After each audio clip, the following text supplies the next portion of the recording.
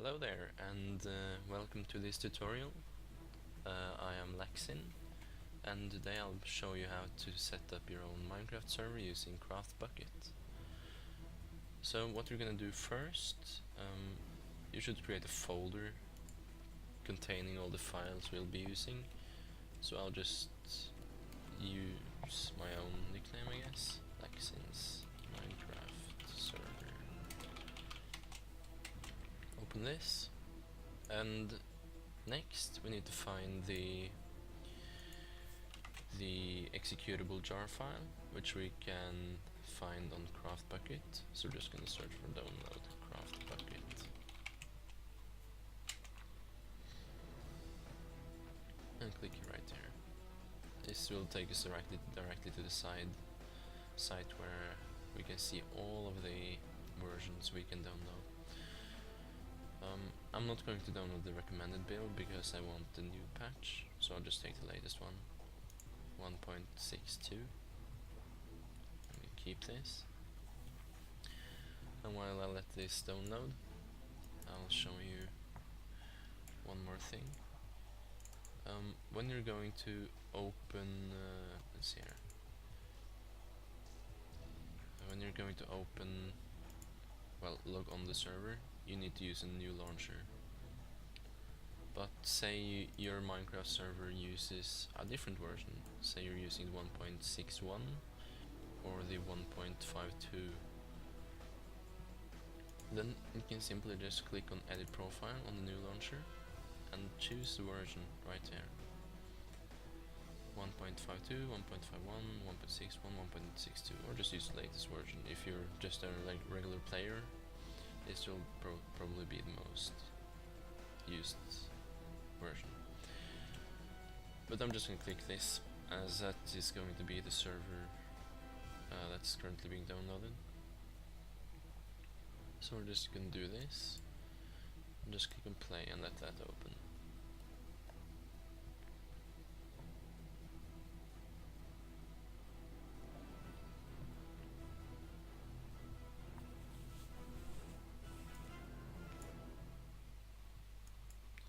And then while this is downloading as well, as we can see here, I'll go to the next step, which will be the executable. Just put this here. This is the folder we're going to be putting our files in. So now that we can see that this is almost completed. Thank God my internet speed is good. For God's sake.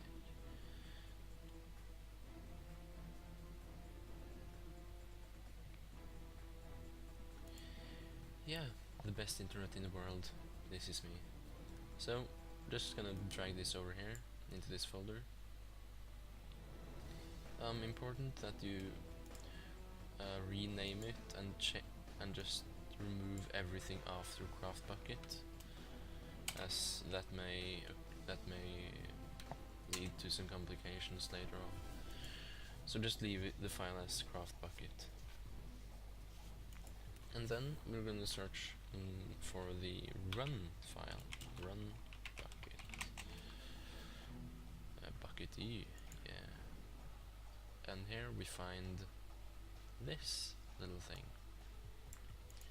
So unlike a normal Minecraft server, which we would just double click the server file, the jar file, we're not going to do this here. We're just going to open Notepad and copy this in, and that's it. And then we're just gonna save this, but I'm just gonna save this position first. Copy this address,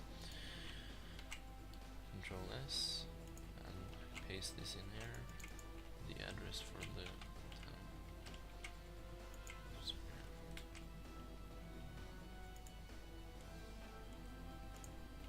There we go. And I'm just gonna save this as run.bat. It's important that you take the extension .bat, as this is, if you don't, it's not going to work. And then that's it. This is practically everything you have to do in order to set up your server. Then we just run this file, and it's going to create some files here. It's also going to generate spawn areas, and yeah.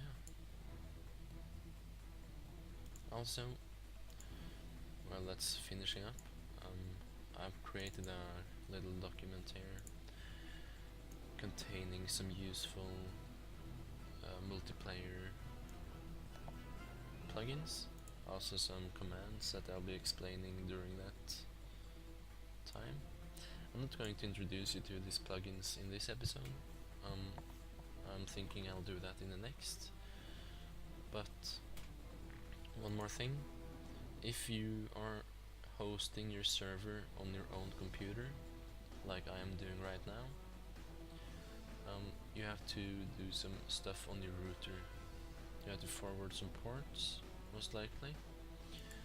If you don't know what this is, I'll be going through that in my next episode. If you're not interested in this, you can just skip away to the episode after that, which will be where I'm gonna introduce the plugins, which we're going to be placing in this folder. So yeah, I hope this made sense to you, and good luck on setting up your own server. Thanks for watching.